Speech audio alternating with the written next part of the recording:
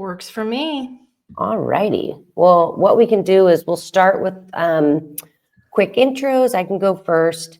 My name's Molly Wheaton. I'm a co-founder at EarnBetter, and we're a company that uses AI to help people in the job search. The job search sucks, so we are trying to make it easier for job seekers by giving folks a bunch of free tools. Before this, I spent 10 years at various tech companies across a bunch of different functions. I'm based in Austin, Texas. Would love to know where people are tuning in from today, so feel free to comment with your location. And yeah, I'm excited to be here with Steph Yesil from Elevated Careers. And Steph, do you want to do a quick intro? Sure, would love to. Very similar to what Molly shared. I too am in the business of providing job seekers great free resources. There are a few paid resources that I offer as well. But yeah, just helping people navigate that career change, big career pivots, not necessarily laterally moving from the same job to the same job. And I niched into helping educators. So anybody in the K-12 environment, anybody in higher education, if you are in the education arena and you are ready to pivot to corporate and you want to be a leader, I'm the person for that. So I started as a teacher and then got into corporate and spent the last 10 years getting promoted and earning that coveted 6-figure income. And now I help people do exactly the same thing. So let's giddy up. Let's new year, new career, Miss Molly. Yeah, awesome. Thank you for being here. Appreciate it. Absolutely. We've got a bunch of comments from people. Looks like we have folks from kind of all over the country. Seattle, Ohio, Texas, LA. Thinking of everybody in LA, by the way. Denver, Houston, Austin, someone in Ohio/Georgia, Kentucky. So we got a good spread. Welcome, everybody. And so the reason we're here today, we get a ton of questions from job seekers about career pivots and how to effectively transition into a new role or a new field or industry. And since this is Steph's specialty, we wanted to have her shed some light based off of her experience. We have a few questions that we'll go over, but feel free to comment and ask questions in the chat throughout the event.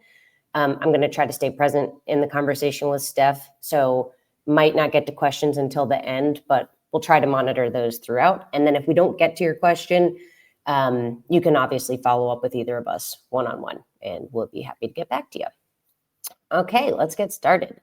So you help people pivot out of teaching and education jobs into corporate roles. When your clients come to you, do they know what they want to do next? Kind of, how does this work? Yeah, that's a great question. And the answer is nope, most people don't. And that's completely normal. And I just want to say, too, that I know there are a lot of people in here who have joined us today who are transitioning from education. But I also want to mention that the strategies I use are applicable to everyone. Now, when I do specific work, just want to let you know there are specific transferable skills that educators will have that I help them identify. But big picture wise, I want to make sure that everybody knows you're going to get value out of what's shared here today. So anyway, back to your question. Yeah, most people, when they're doing a career pivot, they don't know what they want to do. And after years in a particular role, it becomes a part of your identity. So it's very challenging to know what they could possibly do next or imagine themselves doing something next. But here's the thing that I always tell people is that a job is one piece of what you do. It's not who you are, and it's not your whole picture. So when people come to me, the first thing that we work on is I help educators, obviously when educators come to me, I help them take off their teacher hat, right? And we start diving into the actual skills that they bring to the table. Leadership, project management, public speaking. These are all things that they do every single day. And the trick is knowing how to connect those particular skills, connect the dots between those and what companies need. So then we take those skills, we map them to roles in corporate that are similar to the skills, not just teaching. And then we figure out what roles are they excited about when they start hearing these titles? Which ones are they on the fence about? And which ones do they say absolutely no? So it's a tactical approach to let's go big picture, to zero base. We go big picture, we uncover the skills, we map them to possible careers that also use those particular hard and soft skills. And then we do a sorting activity. Do you want to do this? You're not sure, or do you not want to do this? Because the other half of knowing what you want to do is knowing what you don't want to do. And that's going to stop you from wasting tons of time.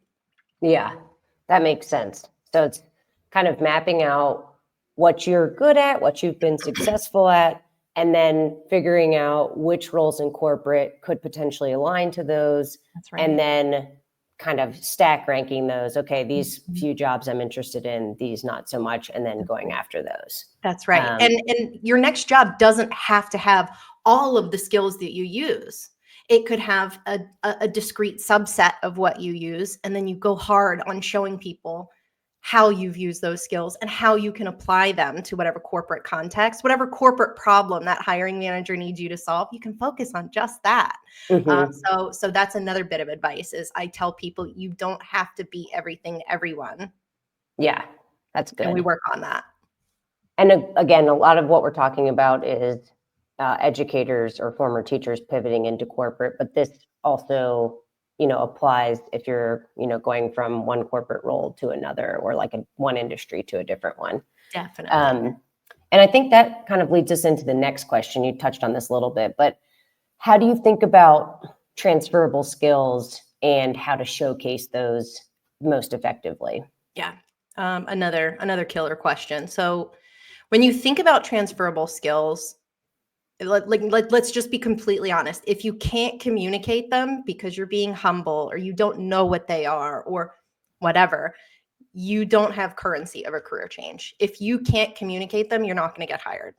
So we drill in, again, tactically. The most important thing that you do is on your resume and in an interview, you're able to present your transferable skills in a way that says, I'm a results-oriented person, right? So straight shooting time, not necessarily, I want to say that people do care and they appreciate your teaching experience. But what's going to sound more impactful to people? I taught lessons and I graded papers, which is just such a, such an understatement of what an educator does, versus I coordinated communication systems for 50 plus families, increasing engagement and response time by 90% in one semester. Right? I taught lessons and graded papers versus I built systems to solve a problem.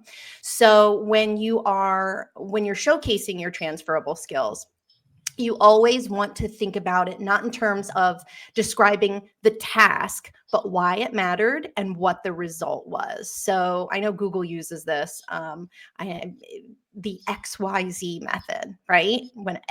Literally every experience bullet that you write on your resume and on LinkedIn, you want to say, I did X for Y, which resulted in Z.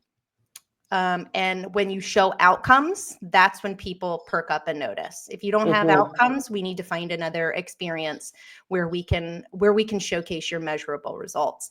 And then in the interview, this is where a lot of people really choke. This is because, interviewing and presenting yourself, this self-branding is challenging. If you've never had to do it before, especially for a new industry, it's going to feel weird, which is where people like us come in. We help you. So please reach out. We'll walk you through this.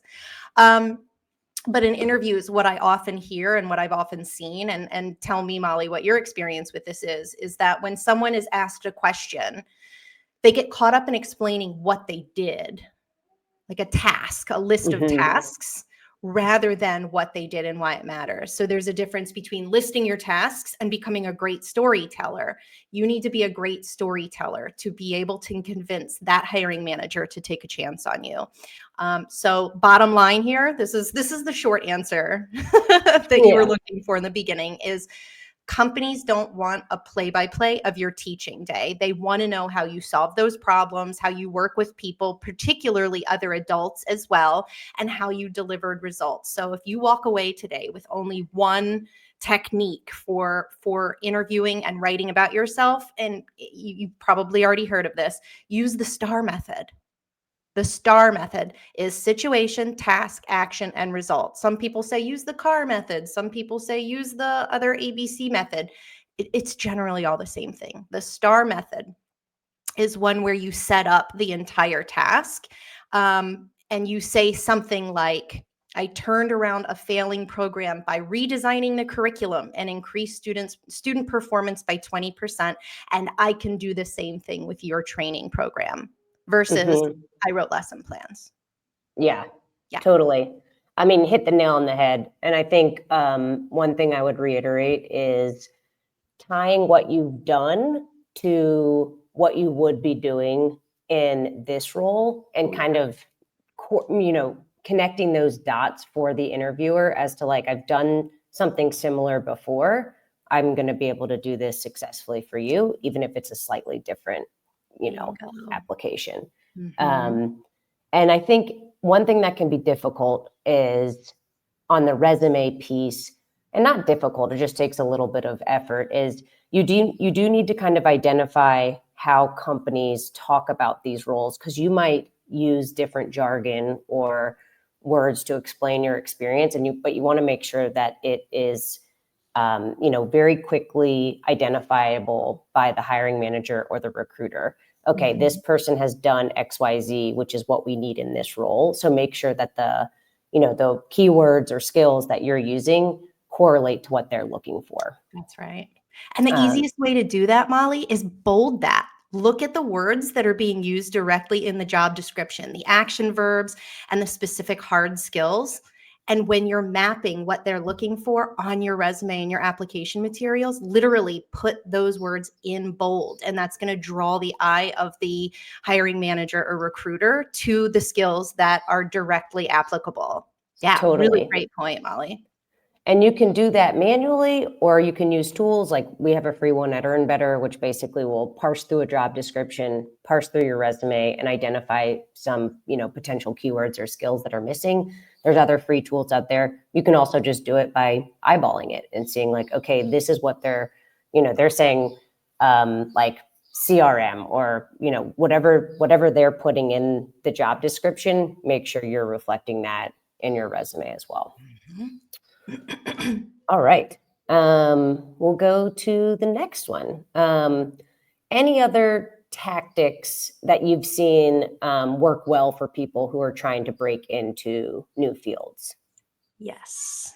So of course that self-branding is important. Being a great storyteller, networking.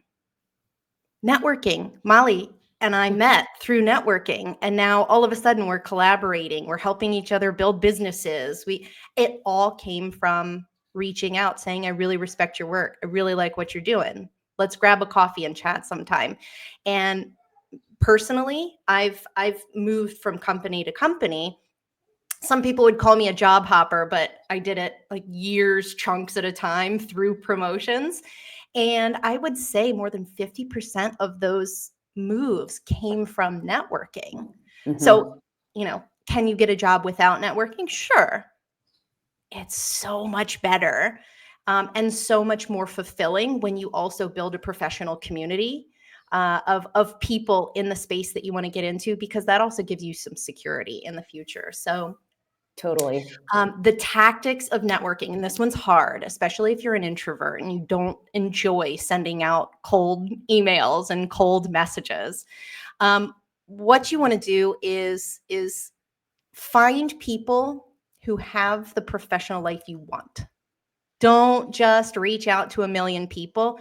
Reach out to the people, do your research, look at their LinkedIn profiles, and reach out strategically to the people who have climbed the ladder, people who are in mid-level roles. you're probably going to get more results from people who aren't necessarily, in E-suite, C-suite, E-suite roles.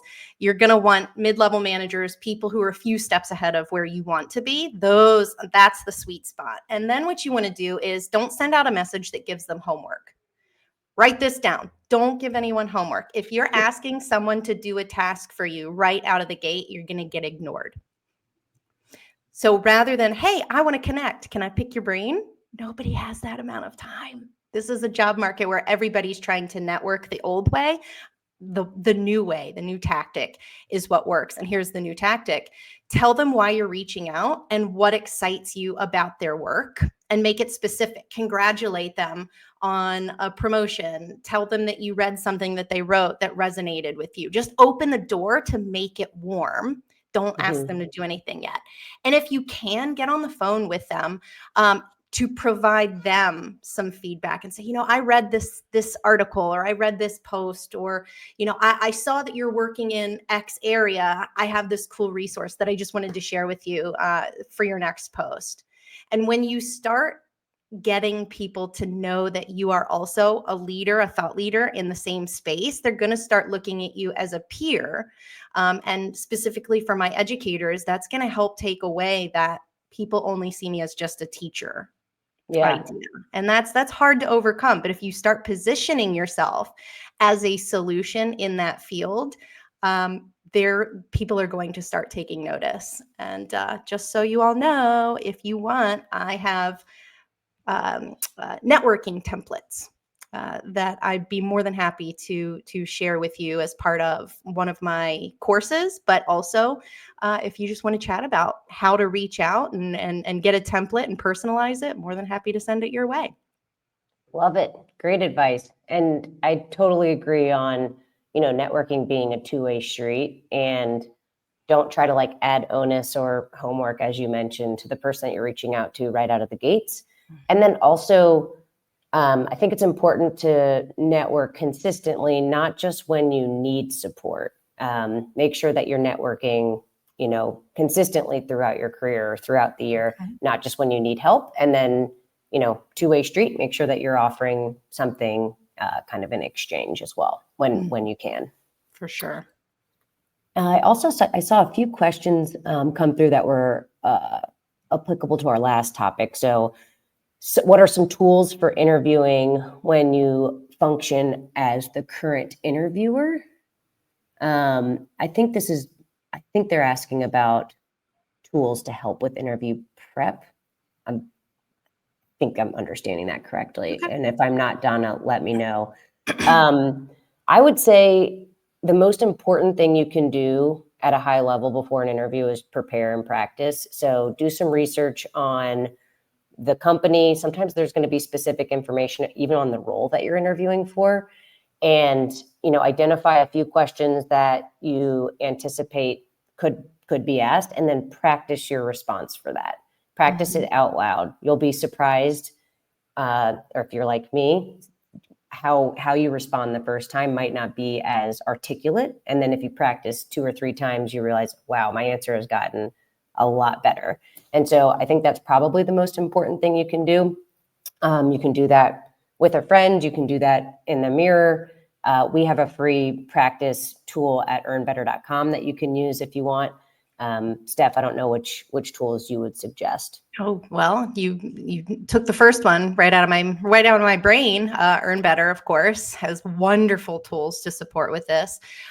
You're talking about the practicing part. Some people come to me and say, well, I don't know what questions to practice. So go on job sites that allow people to post reviews. I know I use Glassdoor all the time.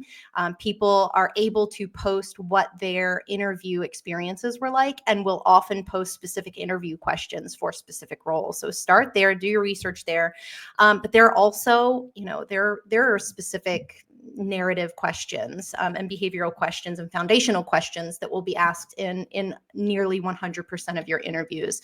I can help folks with that. I have a list compiled of those particular questions, as well as how to answer them. But you can also Google, what are the typical questions? Use AI. What are typical questions asked in this particular type of role, in an interview for this particular type of role? And start there. At least that'll get the juices flowing. So yeah, part of the prep, I 1,000,000% agree with you. You have to practice and sharpen your answers through a few iterations, but you'll be able to find specific questions to prepare for if you do some of that legwork beforehand too. Totally. And I find if you have a couple of examples that you can pull from, you can usually plug and play those for most interview questions. Like if you have 3 or 4, accomplishments or projects that you're proud of, you can use those for different interview questions. So it's not like you have to prepare for 50 different questions. Right. Practice for a few, have a few examples, and then, kind of go from there. All right. And then we did have somebody that said they would love the networking template. So Christina, I would reach out to Steph and you guys can connect on that. And then next question. So this is kind of a hard one and broad, but what's one piece of advice that you have for someone who is either thinking about or going through a career transition? You're right. That is a hard one. There's so many pieces of advice. Action beats thoughts every time. Strategy will reduce fear and anxiety every time. So is this kind of a nebulous answer? It's a little bit vague, but I'll dive in a little bit more. That is, stop waiting for the perfect moment to update your resume, your LinkedIn, start preparing. Just take action today. One thing every single day is going to get you closer and closer to that job change. And a lot of the times people get stuck in how big it is, a career change. They overthink every step. They're not sure if they're doing the right thing. They're busy with their other job that they're currently in full time. They say, well, I don't have time to fit it in, et cetera, et cetera. Everybody has been through it, and it's so normal to feel this way, but you have to set time aside to do one thing today. And if you can only do one thing today, update your LinkedIn headline for the job that you want, not the job that you have. And again, I can support helping you change that. Update your LinkedIn headline. Tomorrow, update your about section with some great achievements. The next day, update some experience bullets. The next day, do some one thing at a time, one foot in front of the other. Let's get it done, right? But clarity will come from reaching out to people who have done this before, seeking out tools, investing in tools that are going to help make this process much more streamlined. EarnBetter has lots of amazing tools that use one of them each day, and start getting this practice, this skill set of career changes under your belt. And here's a shameless plug. I have been doing this for quite some time now, and I've coached countless educators. Even superintendents and higher ed professionals at Ivy League schools. Everybody. And what I've done is I've taken all of this advice, I've streamlined it and put it into my Career Change Accelerator, which is a self-paced course. And I'm actually going to start integrating the free tools that EarnBetter has in several of those modules, just to accelerate the process, because I want every single person here to have a very clear roadmap. It's not 100 steps, it's 6. Mm-hmm. There are 6 proven steps to going from where you are right now to your first promotion at your next role. So let's not waste any time or energy. Just reach out and we've got you. But that's the advice. Start today. I like that. So another way that I've heard it put is, don't let perfect be the enemy of good. Just start to make progress, start to do stuff. Don't get stuck in analysis paralysis. There's a million excuses why you don't want to get started or you're nervous to, but it's just like, take that first step. So I really like that. Mm-hmm. Cool. All right, let's go to the next question. I had somebody ask about any update on extending EarnBetter in different regions. We are unfortunately only available in the US for now, but as we grow, we want to expand. So stay tuned for updates, but good call out. And then we have one from Maya.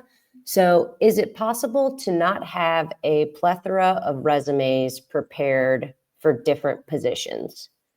I'm happy to go first here, unless Please. you want to. Okay. So what I would suggest is having a few what I call base resumes for the different job functions or different job families that you're interested in. So for me personally, I might have one that's, catered towards operations, one that's catered towards account management, and one that's, tailored towards marketing. So I would have a, base resumes based off of those different, functions that you're chasing or that you're interested in. And then if there's a role that you find that seems perfect or you're really interested in it, I would take a little bit more time to tailor it for that specific role. I don't think you need to tailor your resume for every role that you apply for. But if it's something where you're like, this role was made for me, I would take the extra time to make sure that, again, you have all of the right skills and keywords in your resume that are mentioned in the job description, in case they're using some sort of system on the back end to, sort and match people based on that. We have a free tool at EarnBetter that you can use to help you with that. We talked about this earlier. You can also do it manually just by eyeballing the job description and seeing like, okay, they mention, Salesforce 15 times. I should probably make sure that's in my resume if I have experience with that. But yeah, I don't know what you would add to that. Very similar. I would say create themed resumes. So when people, and thank you, Maya, for asking this, a really, really common question. Make a themed resume for maybe 2-3 jobs you're looking for. When people say, do I need to update my resume for every job I'm looking for? The answer is technically yes. But also, I'll add a caveat to that. Don't apply for 20 different roles if you're not sure these are roles that you want to do or have at least 60 to 70% of the skills for. So yes, the answer is it is possible to not have a plethora. So the idea is, like I said, narrow the number of roles that you're looking for. Let's say you're an educator, right? And you want to go either into professional development, which is corporate training essentially, customer success, or project management. Those are 3 roles. Tons of companies are hiring for those 3 roles. Some all 3, some only 1. You would want 3 base resumes, like Molly was just sharing, and update for the themes of just customer success, so that when you go back and tweak, the core functions are going to be the same. But when you go back and adjust some of the language, it's going to be the specific language of a specific job description. So you're not having to rewrite the whole thing. You just have to make those little language tweaks. Maya, let us know if that was a satisfactory answer for you. Perfect. Good stuff.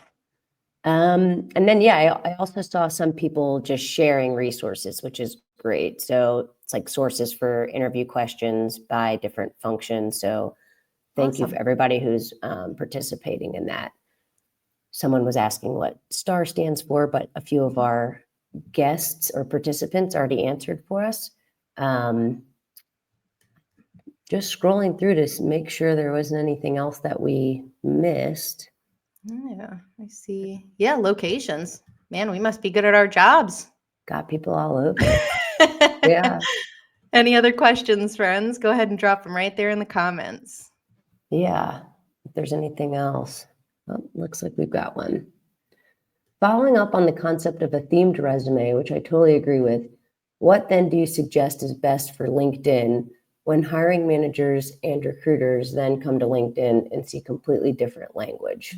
Mm-hmm. Molly, do you want to take that one, or do you want to toss it over? You can take first stab and then I'll add on to it. Sure, absolutely. Okay, so this one's a little bit more nuanced, and the idea is, let's say you are going for those 3 roles: customer success, training, and project management. How do you consolidate all 3 of those if you have a hiring manager for one, but you're applying for the other? What you need to do is find unified themes in all 3. That's where those transferable skills come in. That's where you're going to be able to showcase how you've used your collaboration. All 3 of those require collaboration, leadership, communication. You can attach all of your transferable skills to measurable results that you've had that matter for all 3 roles. Now, will every single experience align with all 3 roles? Not necessarily. You are able to put in things that you're proud of and you want people to ask you about separately, right? But if you know you want those 3 roles, you're not going to add, you already have guardrails, you already have kind of blinders on. Only add details that have to do with these 3 types of roles or these 2 types of roles.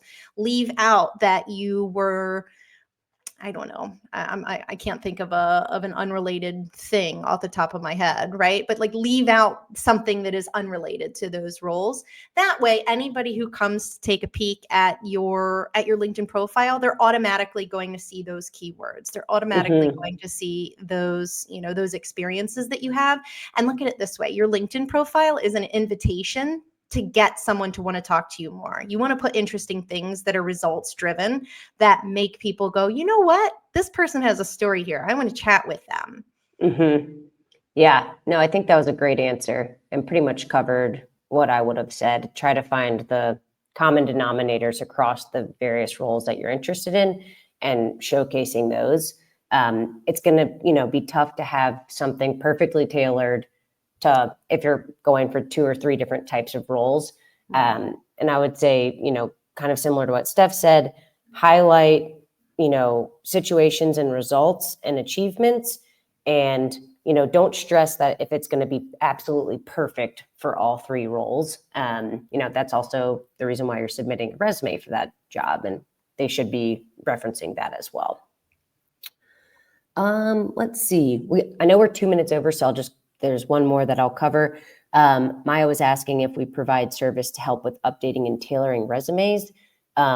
We certainly do at EarnBetter. We've got free tools that can help folks customize and tailor resumes based off of job families or specific jobs. So feel free to check that out. And then Steph, I'm sure you help people with that as well. Oh yeah, definitely. So there are 2 ways I can help with that. I have, like I said, the self-paced, everything I use in coaching, I have packaged, and I will literally walk you through step by step through that self-paced course, from a 2-minute video to a deliverable. Watch a video, work on this.